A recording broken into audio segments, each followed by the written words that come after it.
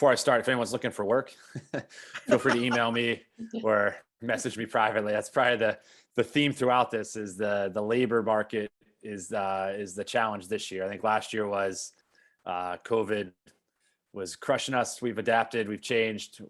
We'll be all right.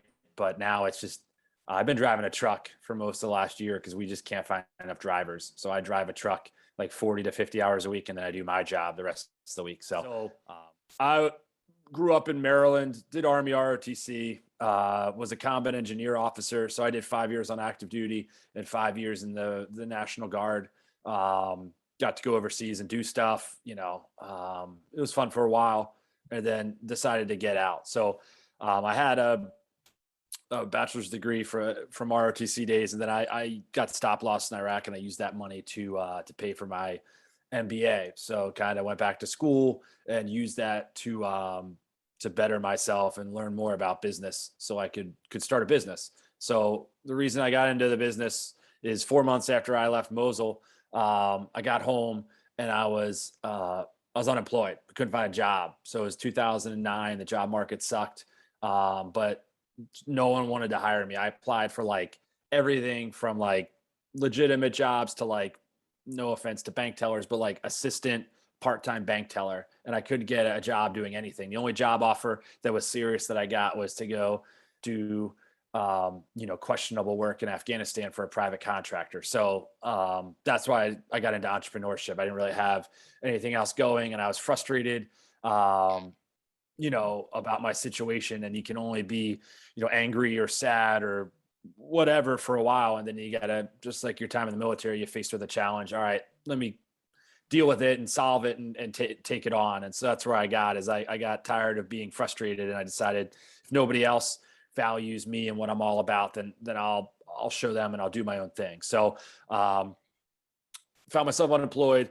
I started looking around at sustainable businesses. Now, full disclosure, like I tell everyone every time I talk, is I drive an F-150 and I eat steak. So I am not like full embraced tree hugger, but like I believe in sustainability, and I think that it makes sense that we need to leave the planet a better place. So I was kind of looking at sustainable businesses, and I looked at solar energy and wind energy, but renewable energy depends a lot on government subsidies and tax credits and things like that. That, if you watch what happens in Washington, that's a risky foundation to build your business on, to count on people every year to pass the bills that you need to keep the industry going. So I kind of came to recycling, and I looked at scrap metal. A lot of people were doing that. I looked at electronics recycling, which, I think is still pretty promising, but I discovered composting, and there's pie charts out there that 2/3 of what's in every trash truck in America is compostable. So it's yard waste, it's food waste, it's untreated wood waste, it's paper waste. So there's just all this material that's going to the landfill that could be used for composting. And then there's, a rise in gardening and organic and urban farming and things like that. So there's a market for soil products. And so I kind of saw this as a way to serve two problems. We could help recycle materials that weren't being recycled, and we could create soils that people need. So I just started Googling and reading everything I could find, just to kind of make myself an expert, in this field at that time. And still somewhat to this point, there's no degree in composting. There now are some licenses and things you have to have, but it was the Wild West. And so that also attracted me as, hey, this seems like the ground floor. Let me get in. So I formed an LLC. I started doing all my research. And then I went around trying to find a property. And that was, in this industry, a big challenge. So in our industry of composting, you need a place to do the composting. And it was really, really tough to go around and tell people, hey, I've never run a business before. I've never done any sort of composting other than like a leaf pile in my backyard as a kid, but I want to do 20 tons a day worth of food waste. Can I lease a property from you?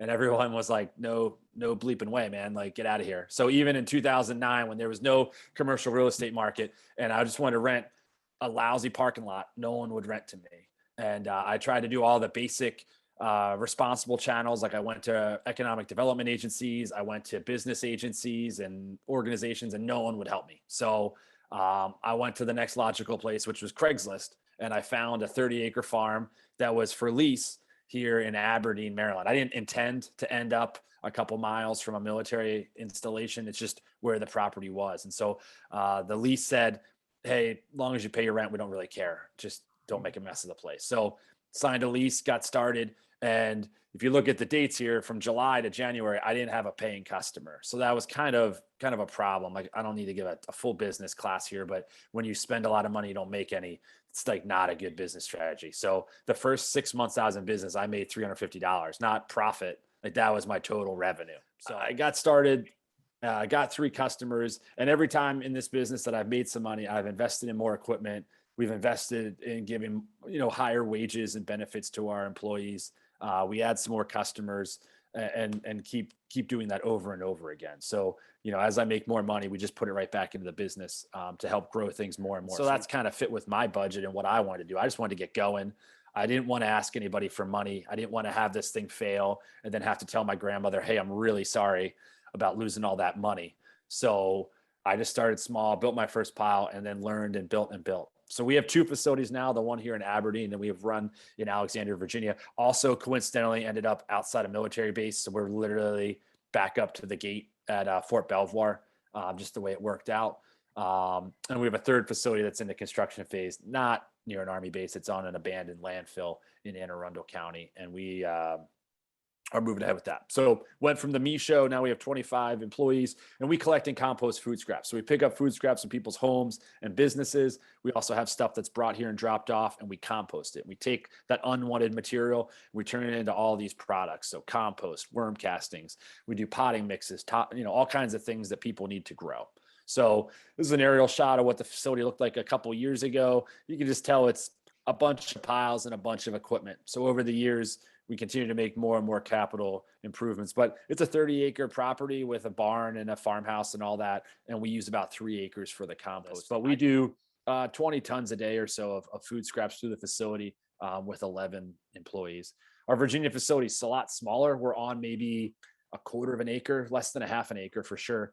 And we have 14 employees there. So those guys do mostly residential pickups. So they drive around in cargo vans and pick up 7-gallon bins from office break rooms, people's condos, people's homes, and they bring them back there for us to compost. So we have a big facility and a smaller facility. And it's funny that the smaller facility actually has more employees. So how we make money, like I said, we go around and collect. So they're regularly scheduled routes. People pay us for that, whether they're residential or commercial. People drop off material. We just had a dumpster take off here a second ago from the local VA hospital. So we have all kinds of trash companies that bring containers to us and drop off, food scraps or, food manufacturing materials. We take all the hops from Heavy Sea Brewery, things like that get dropped off here. Special events used to be a big part of our business. Not a lot of special events because of COVID. We used to do a lot of compost services at beer festivals and concerts. So that's kind of dropped off for us. And then product sales. That's the ever growing thing. That's what we're really pushing now, is the finished products and doing a lot more retail, direct to consumer.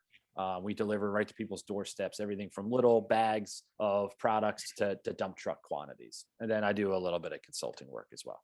So we can compost a lot more stuff than you do in your backyard. We can do meat and bones. We can do all kinds of the compostable cups and plates and things that you might see at restaurants. All that material goes into our bins and gets broken down in about 90 days. So all that food waste, we mix it with wood chips. So we use wood chips from local tree companies, and those are our 2 ingredients. So we're kind of different than a lot of everything you see at the box store is made out of yard waste, or it's made out of poop, or all kinds of other stuff. When you read the ingredients, you probably wouldn't want to grow your fruits and vegetables in. Our stuff is very, very clean.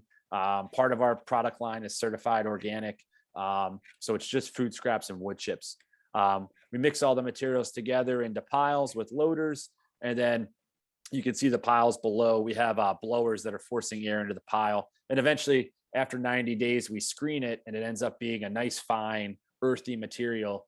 Nothing like the hot dogs and produce that it was at the start of the process. So it takes us about 3 to 6 months to make the finished product. So we started out just doing compost, but compost is kind of a commodity.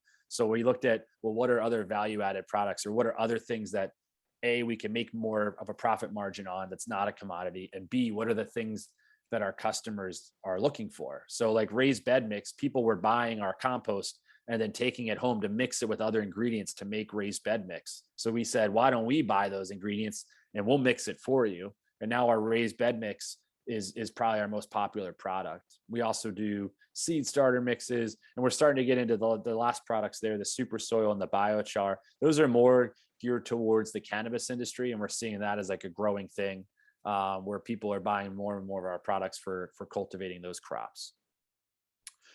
Always good to name drop.